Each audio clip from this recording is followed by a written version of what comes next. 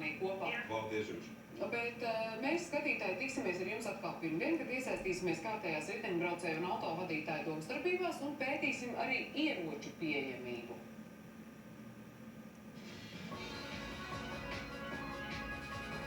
Sociālajā portālā sludinājums, kurā tiek tirgots gāzes ierocis.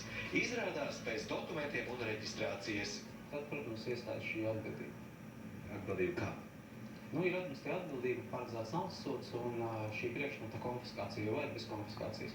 Kas jāievēro pārdodot un iegādājoties gāzes ieroci un kādi jauninājumi gaidāmi to aprites kontrolē, skatieties raidījumā Bez tabū, mēs jums parādīsim.